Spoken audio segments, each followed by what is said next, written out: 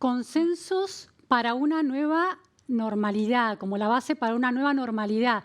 Esa nueva normalidad que supone, en principio, la acuñación de un concepto que viene después de la pandemia, pero también una nueva normalidad en múltiples temas que se heredan desde antes de la pandemia. Este es el tema que nos convoca en este panel hoy. Y es muy interesante pensar la complejidad que tienen los consensos en la actualidad. Desde 1989, Francis Fukuyama, ese politólogo estadounidense que conceptualizó la idea del fin de la historia, porque el comunismo y el fascismo de alguna manera habían sido superados y resueltos por las democracias liberales que podrían resolver todos los conflictos, generando consensos ciudadanos transparentes y asequibles para la resolución de distintas crisis. Al nuevo libro de Fukuyama que se llama Identidad y las sociedades, los ciudadanos abroquelados en sus identidades particularísimas adentro de las sociedades. En lugar de construir puentes, este paso de estos 30 años ha construido cada vez más muros dentro de la vida de las sociedades. De eso vamos a hablar hoy con, por ejemplo, una de nuestras invitadas aquí, Julia Pomares. Hola, Julia, Luciana. muchas gracias por estar aquí. Un gusto estar acá y también verte de nuevo. Exacto. Sí, la verdad, después de una cuarentena larga y semi-cuarentena ahora. Bueno, Julia, como todos saben, es la directora ejecutiva de CIPEC, uno de los think tanks más importantes y de mayor influencia de Argentina y de la región. Ha colaborado también en los grupos de trabajo que llevaron a la realización del G20 en Argentina en temas de política, transparencia política, participación ciudadana. Así que, bueno, una experta clave en estas áreas, con enorme trayectoria académica también. Y también por Skype tenemos a dos invitados. Uno de ellos es una figura ampliamente conocida, Pacho O'Donnell. Muy buenos días, Pacho. Si estás ahí, a ver, ¿te vemos? Sí, ahí estás, Pacho O'Donnell. Muchas gracias por sumarte a este panel también. Bueno, Pacho O'Donnell, ¿nos escuchas? Bien. Pacho O'Donnell, como todos ustedes saben, es un médico psiquiatra, psicoanalista, dramaturgo, historiador, con una mirada muy amplia, profunda, horizontal, vertical de los problemas tanto políticos, ideológicos y culturales que atraviesa la Argentina, y además un hombre que en esta etapa de adulto mayor que atraviesa se ha convertido como una especie de representación de símbolo de los adultos mayores que viven la vida con una enorme juventud. Bueno, vamos a hablar de él sobre muchas cosas, pero entre ellas también cómo se integra la diversidad de la edad de las personas mayores en una sociedad que tiende a hacerles poco lugar. Y después tenemos a otra invitada muy interesante, también no sé si está, me confirman si está en el Skype, ¿sí? Norma Rodríguez, muy buenos días, gracias también por sumarte a este panel. Buenos días. ¿Me escucha Norma? No sé si me escucha, la presento mientras tanto. Norma es la presidente de las Mujeres Artesanas Indígenas del Gran Chaco. Bueno, y ha logrado liderar y ser parte de la conformación de una cooperativa que potenció el trabajo de estas artesanas, de manera que si no tenemos problemas técnicos también se sumará a esta conversación y quizás también haya otros participantes. Arrancamos entonces. Julia, el consenso es una palabra casi angelical, ¿no? Despierta lo mejor de nuestras almas, pero es extremadamente difícil de lograr. Por ejemplo, en Argentina, ¿tenés un diagnóstico de por qué esa dificultad? No vayamos demasiado lejos en la historia, pensemos desde el reseteo de la Argentina con la democracia en 1983 hasta hoy. Mira, vos recién decías que estamos tratando de construir consensos con problemas que venían de antes de la pandemia, ¿no? Y yo te diría que hay algo que me parece central, que en los últimos años ya se veía viendo en el mundo, no solo en la Argentina, que el poder político cada vez parecía que perdía más espacio, que se había vuelto más escurridizo, ¿no? Hay mucho escrito ahora sobre eso, y creo que había tres razones para eso.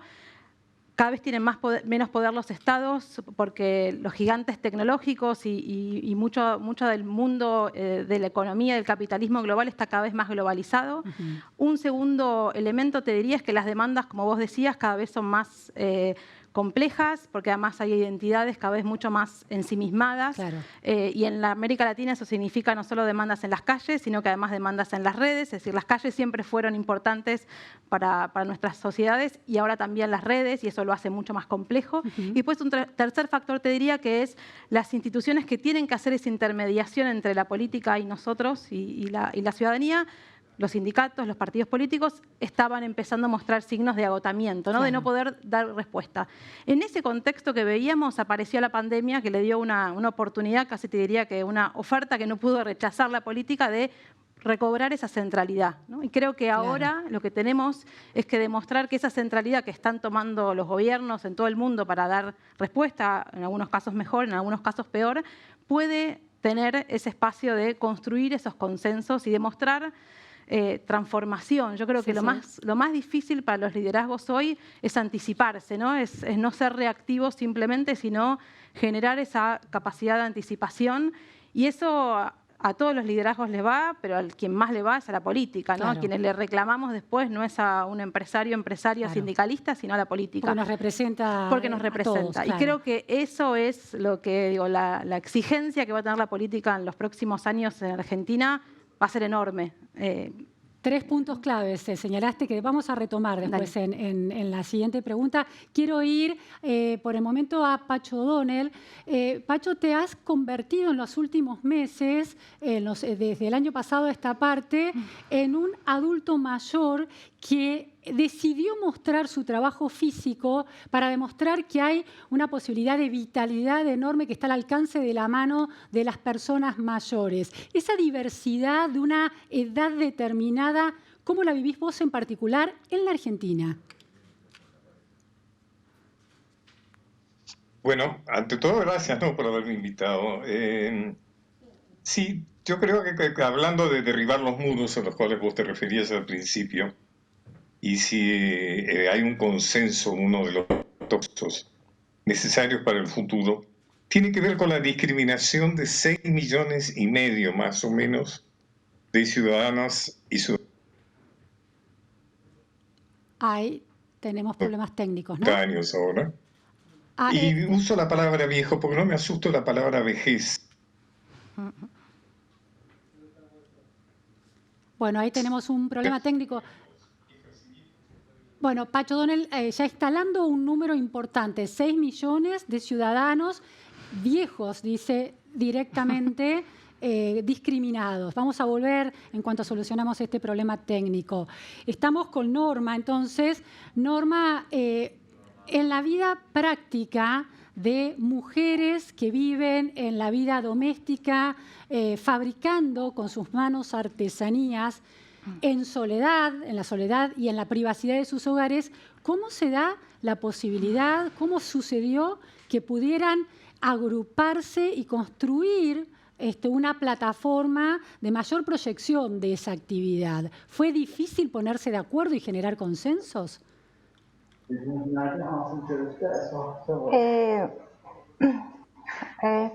Bueno,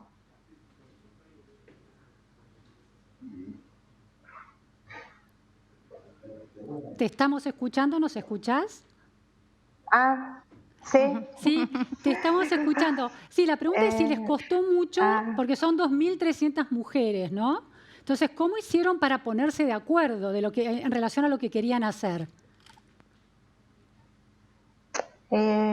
Bueno, nosotros acá, yo soy de Formosa, departamento Ramón Lisa, estoy en límite de Salta y de Paraguay y de Bolivia. Y hace 20 años que estamos trabajando el tema de la organización de las mujeres artesanas indígenas. Por ejemplo, Huichí, Com y Pilagas. Y cuando nos juntamos el primer, nos reunimos y bueno, formamos un copas, por ejemplo, Huichí, estamos trabajando de agua que tiene una espina, hacemos artesanía con esa planta. Y después mis compañeras con trabajan lana de oveja. Y después mis compañeras pilagas hacen cestería de palma. Y cuando no había este problema de pandemia, y siempre nos juntamos una vez por mes en Ingeniero Juárez. Y bueno, formamos unas mujeres como coordinadoras y cada uno un grupo de artesanas, pero estamos trabajando juntos. Día a día estamos haciendo artesanía y a mí me eligieron como presidenta de cooperativa. Yo trabajo con 2.300 mujeres.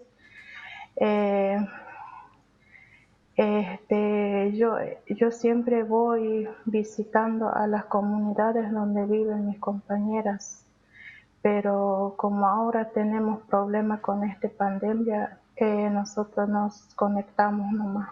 Claro. Gracias a Dios que tuvimos internet, porque estamos muy lejos de las ciudades y tenemos un camino tierra y bueno, nosotros igual trabajamos, nos organizamos. Como somos indígenas, hace mucho tiempo que no encontramos Norma, camino para nosotros. la realidad, el hecho de ser, te hago esta pregunta. Y el día de hoy, gracias a la organización y el acompañante de la Fundación Gran Chaco, que siempre está a nuestro lado, entonces con eso seguimos con estos trabajos con las mujeres.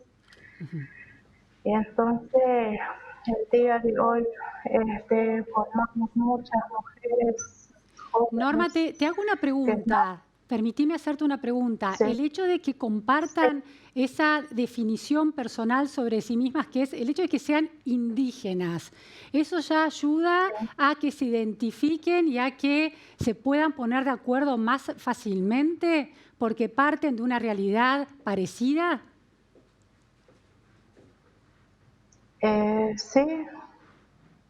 Sí, porque yo, de parte mía, yo, primero me costó mucho porque me daba timidez, me daba miedo y tenía timidez. Como soy indígena, no puedo presentar ningún reuniones. Bueno, gracias a las organizaciones y también ahora estoy acá para hablar lo que estamos haciendo, lo que estamos el día de hoy. Norma, ahora no vamos a volver. timidez Ahora te hablar, propongo aunque me cuesta hablar el español, pero algo puedo hablar. Te propongo lo siguiente, Norma, que ahora volvamos para que nos cuentes qué lograron en esta cooperativa, conformando esta cooperativa, pero vuelvo por el momento a Julia Pomares. Julia, planteabas tres variables que influyen en esta dificultad para alcanzar consensos. Una pérdida de espacio de los estados, porque hay un mundo de megas compañías que tienen casi más poder, conocen mejor a los ciudadanos con los algoritmos y además tienen más poder financiero en muchos casos. Por otro lado, sociedades más divididas internamente y, por otro lado, un problema de la política para hacerse cargo de esto. Ahí escuchábamos a Norma diciendo que el hecho de tener una identidad común, en este caso ser mujeres indígenas, era una plataforma de punto de partida más fácil. Ahora, en una sociedad que incluye todas las identidades diversas, ¿por dónde se empieza? ¿Por dónde debería empezar la política? A mí me encanta pensar, y te diría que hasta me obsesiona, cuáles son las ideas comunes, como las identidades comunes que tiene Argentina, ¿no? ¿Qué cosas nos unen? Después, obviamente, que hay divisiones ideológicas y es sano y saludable que las haya, pero ¿qué cosas nos hacen argentinos y argentinas y hace que nos sintamos parte de un colectivo común, ¿no? Que creo que es lo más importante para pensar el futuro. ¿Cuál es nuestra narrativa de futuro común? ¿Qué es lo que nos une más allá de la grieta, más allá de la polarización? Y creo que esas son las cosas que tenemos que pensar. Hay una seguro, vos hablabas de pensar desde el reseteo de la democracia, que es el nunca más a las dictaduras, la convivencia democrática. Creo que a veces la dejamos, ¿no? Le quitamos a veces como la importancia que tiene en el día a día, porque bueno, sí, es la verdad, vigencia que tiene. Vemos países con muchísima violencia política en América Latina. Argentina siempre ha sido muy, muy tajante con eso. Ese límite, por suerte, lo tenemos muy claro. Creo que la meritocracia o la idea de la movilidad social ascendente siempre fue una idea que nos une, que nos unía. Creo que la discusión, hay un gran debate en este momento. Y hay un gran debate en este momento. Y yo creo que eso es algo interesante para discutir. ¿Por qué ahora la ponemos en duda? Porque siempre un país de inmigrantes, de un país con una pulsión igualitaria tan fuerte, siempre la movilidad social ascendente, ¿no? Fue algo que nos identifica y creo que no. Entonces, ahí me parece que es algo que me parece importante poner sobre la mesa. ¿Por qué ahora la estamos poniendo en duda? Porque creo que es algo también muy importante para mirar hacia adelante, ¿no? Y hablábamos los otros días de la discusión sobre volver a las escuelas, ¿no? Más allá de cuándo o cómo se vuelve a las escuelas. Bueno, volver a la escuela es debería ser parte de nuestro objetivo común, ¿no? Porque tiene que ver con nuestra idea colectiva. Más allá de que después hay cosas en las que nos diferencian y no sería bueno tampoco que estemos todos de acuerdo y que haya consenso. Vos decías la palabra angelical. Bueno, en realidad más vale hablar de acuerdos. En los acuerdos hay cosas en las que estamos, en las que consentimos y cosas que no. Y creo que hay algunas que sí tienen que ser de identidad colectiva y creo que pensar ese futuro común, más allá de la cuestión de la convivencia democrática, que obviamente no es menor, pero cuáles nos unen como sociedad hacia adelante, creo que es algo importantísimo para discutir en estos momentos. Está el tema de, bueno, ¿cuáles son las diversidades más administrables por las democracias y por la vida en sociedad? Pareciera que las políticas ideológicas son las que generan mayor irritación a un lado y al otro, o en los lados distintos de esos posicionamientos. Y por otro lado estábamos hablando con Pacho O'Donnell, a ver si podemos seguir esta línea de análisis sobre la diversidad que tiene que ver con las distintas edades de la vida, particularmente los adultos mayores, que Pacho O'Donnell llamó viejos directamente. Pacho, ¿estás ahí? Estoy aquí, sí, yo estoy aquí. Pacho, estabas desarrollando una idea de que hay una fuerte discriminación. ¿Podés seguir con ese argumento? Claro. 6,5 millones de argentinas y argentinos. Y hay una fuerte discriminación. Por empezar, por ejemplo, las miserables jubilaciones que se pagan son una forma de discriminar. El COVID ha demostrado la mala atención que hay en las residencias de ancianos, ¿no es cierto? Que se han vuelto focos infecciosos. ¿Por qué hay este rechazo, digamos, al viejo? Por supuesto, todo es multicausal.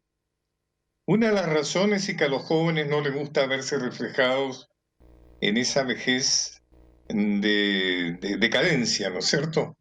Que tiene que ver con el hecho de que muchas viejas y muchos viejos asumimos el mensaje cultural de la sinonimia entre vejez y decadencia.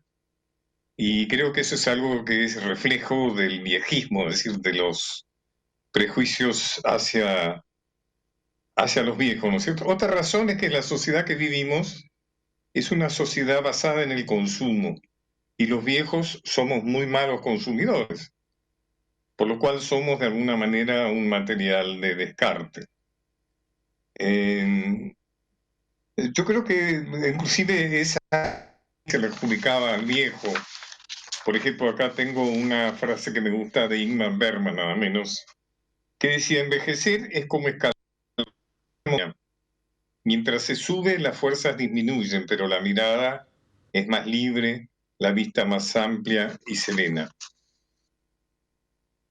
Interesante. ¿No es cierto?, en la antigüedad, hasta no hace mucho tiempo, en las tribus, pero que hoy se ve muy cuestionada por el hecho de que un chico de 12 años sabe manejar estos asuntos del TikTok, el Zoom, mucho esas cosas es la columna vertebral del funcionamiento social de hoy. Claro. Por lo tanto, ha quedado muy desplazada. Digamos, no es algo, cosa que no debería suceder, pero no es algo especialmente en estos días, ¿no es cierto? Pero, Pacho, te hago una pregunta. Señalabas el La tema de vejez es una edad, digamos, de concreción.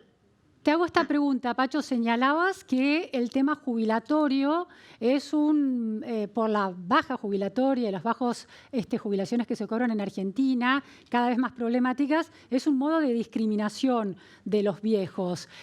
Si hubiera un discurso, un relato hablando de la necesidad de equiparar los derechos de los ancianos, como se está muy instalado el derecho de equiparar los derechos de hombres y mujeres, ¿alcanzaría con ese relato, aunque las jubilaciones fueran bajas?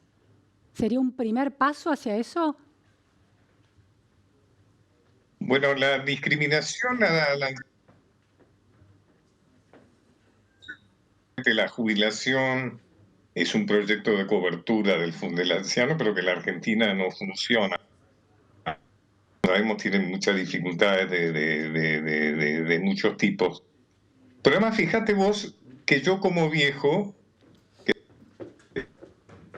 he tenido 15 años después de los 65, que es la edad jubilatoria, en el cual me he mantenido activo y se han desperdiciado porque que me han ofrecido un cargo en los últimos años, una asesoría, no he podido tomarlo porque está prohibido para un jubilado Claro. que tenga que ver con el Estado, con municipalidades, con gobernaciones. Es decir, que hay una limitación. Es algo parecido a la enfermedad. Sí. O sea, hay remedios para la vejez, ¿no es cierto? Claro. Vamos a volver sobre ese tema y también cuáles son. Yo escucho un poco menos que antes, veo un poco menos, qué sé yo, pero son cosas que se corrigen, ¿no es cierto? Sí. Vamos a volver dentro de unos minutos con ese tema de esa particular diversidad y cómo dialoga con las otras diversidades que funcionan en la sociedad para llegar a un contexto. Bueno, tenemos otra invitada que se suma al panel en unos minutos también. Estará aquí la secretaria legal y técnica de la Nación, Vilma Ibarra. En unos minutos estaremos con ella. Julia, es dentro de todas las categorías de diversidades que uno se puede imaginar, de nivel socioeconómico, las brechas entre sectores vulnerables, sectores medios y altos, de género, hombres, mujeres y otras definiciones de percepciones de género, y por otro lado las diversidades ideológicas o políticas. ¿En cuáles parece haber menos herramientas del Estado para intentar construir más consensos? Te diría que la diversidad de género no está lograda para nada, pero está hoy muy fuerte sobre la mesa. Creo que, bueno, y se ve ahora más un ministerio de género, hay una discusión muy fuerte. Cuando vemos que no hay mujeres en una mesa, reaccionamos, creo que estamos mucho más alertas a eso.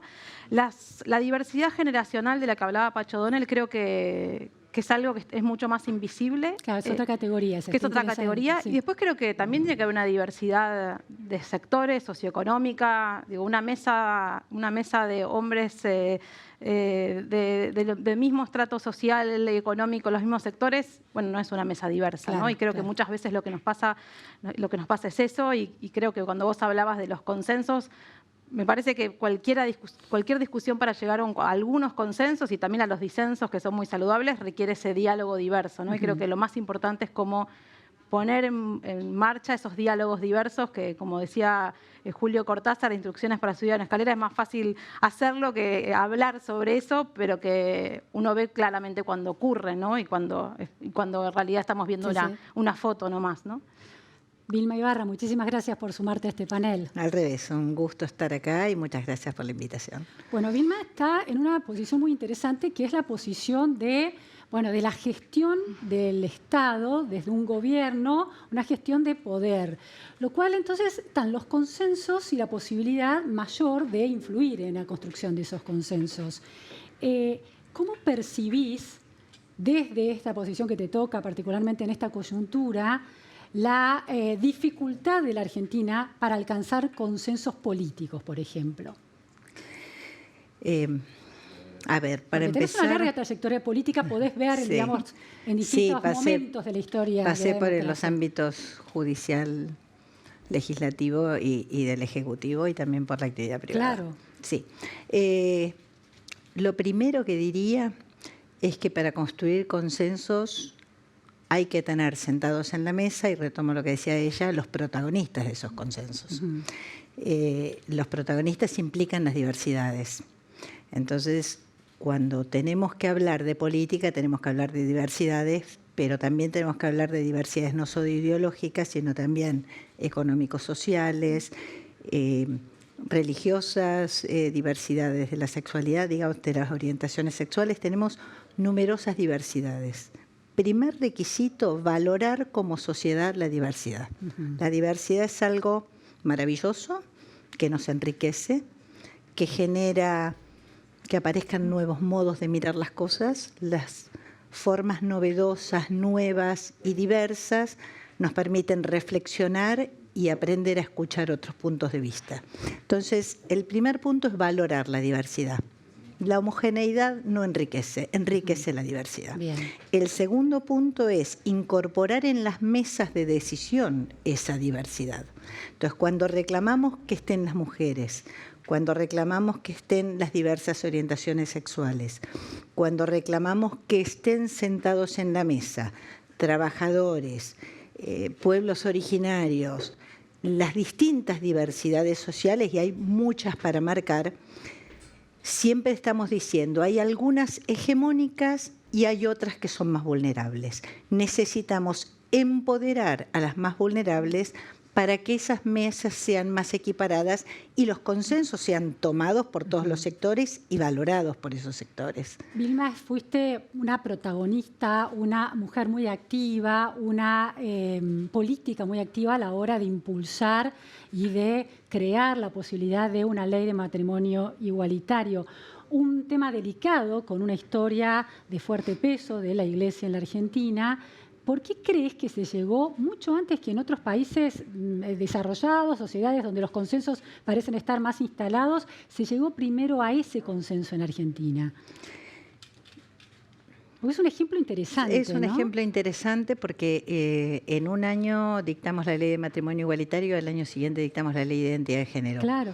Y la ley de identidad de género además tomaba un sector muy vulnerado de la Argentina, que es el colectivo travesti trans, pero de una vulneración de derechos enorme, que no llegan a completar sus estudios hasta a atender su salud, ¿no?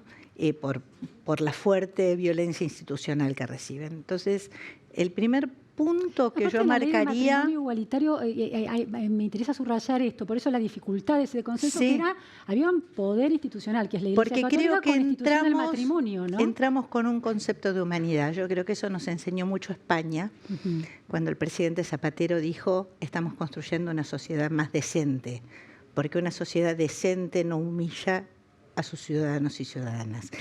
Y yo creo que hay algo de eso, que es entender que la violencia institucional, la discriminación, la desigualdad de alguna manera en la distribución de poder, humilla a algunos, lastima, hiere, permite burla, apartamiento, cosas que nos dan dolor, ¿no? Ningún ciudadano o ciudadana quiere vivir eso. Y tuvimos de alguna manera la inteligencia y los movimientos sociales que impulsaban estas leyes tuvieron la generosidad de sentarse a contar sus historias, qué les pasaba, qué vivían.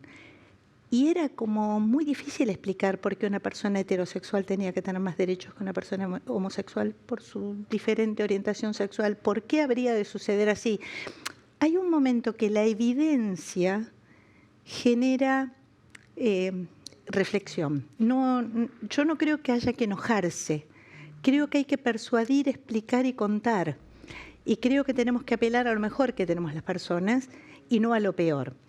Entonces, esa confrontación dura, Claro. descalificadora, no sirve para ganar consenso. Pero la idea Sirve humanista de persona, la ¿no? idea- Extendiéndose en el debate. Creo que el Estado ayuda mucho. Por eso digo que cuando un gobierno está dispuesto a ampliar derechos, allí se puede entrar. Cuando un gobierno retrocede frente a eso, se hacen más difíciles a veces estas agendas. Entonces yo creo que hay 2 puntos. Un trabajo muy fuerte de organizaciones sociales que son las que demandan y que representan de alguna manera estos sectores más vulnerados. Y el trabajo de los legisladores de hacerse cargo de esa representación social en sus distintas diversidades, y un Estado y gobiernos que amplíen, que estén dispuestos a abrir las puertas para estos debates. Porque las sociedades muchas veces temen a los cambios. Es natural, casi diríamos, razonable.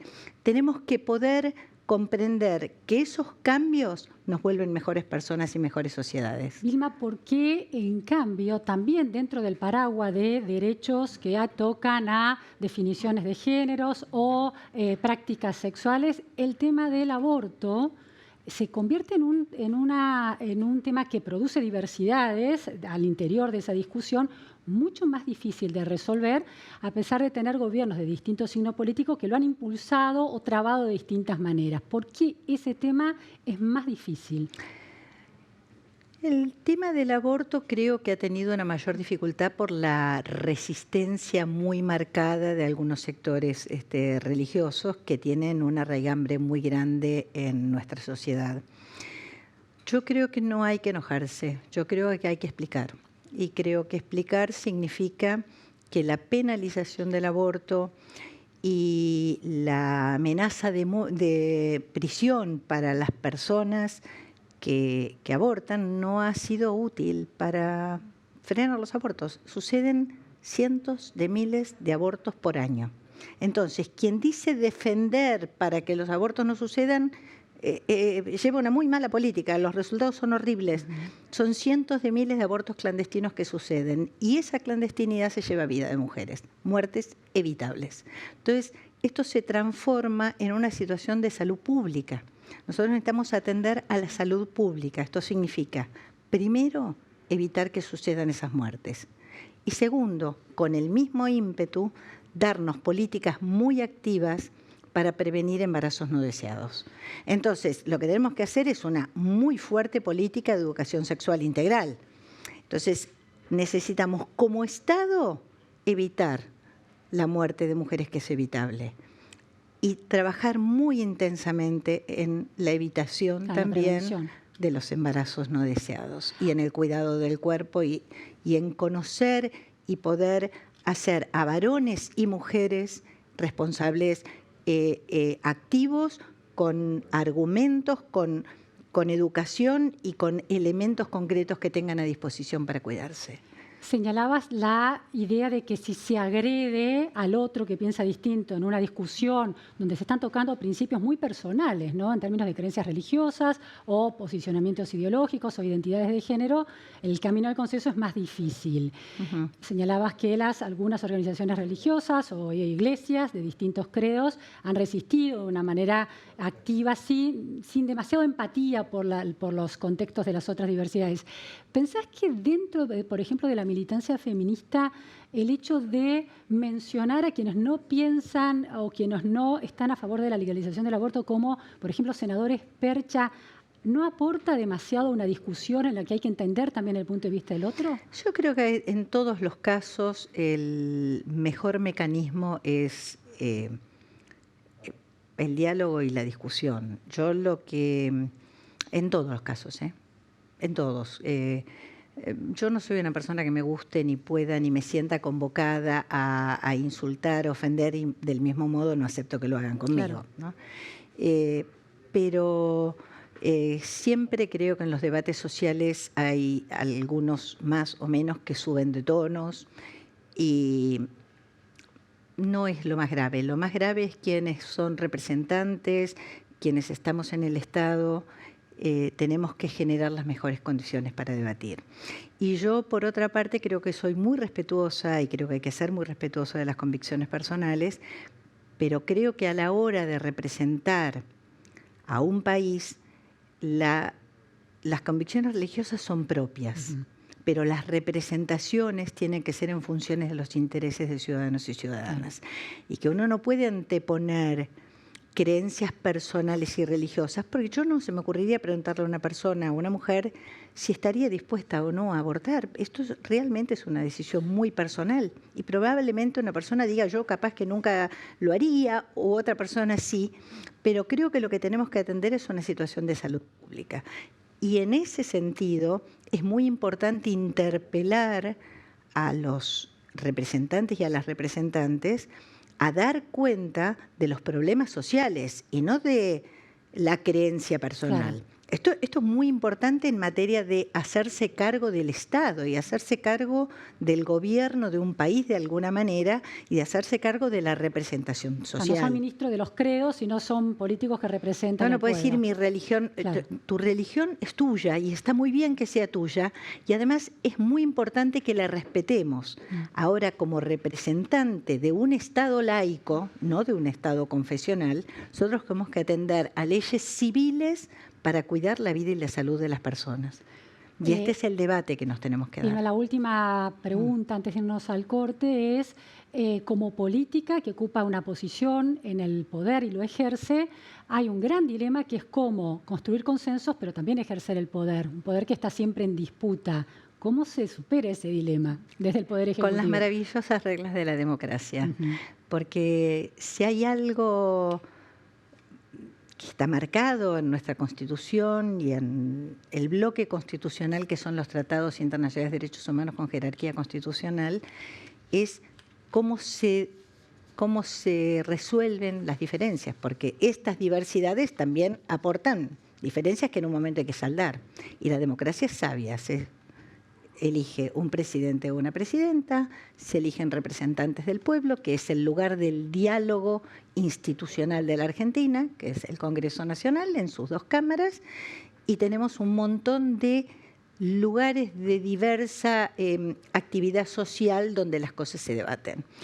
Pero las cosas se saldan como se saldan en la democracia. Quien es elegido para gobernar, gobierna, y quien es elegido para tener el rol de oposición, tiene que tener una oposición constructiva que pueda acompañar aquellas cosas y marcar las diferencias y proponer alternativas. Y siempre se termina votando, ya no es mano alzada, ya es con el botón, y así se resuelve en democracia, en paz y en democracia, porque la gente vota. Muchísimas gracias, Un Vilma gusto. Ibarra, muchísimas gracias, Julia Pomares, muchas gracias, Pacho O'Donnell y Norma Rodríguez, muchas gracias por estar ahí.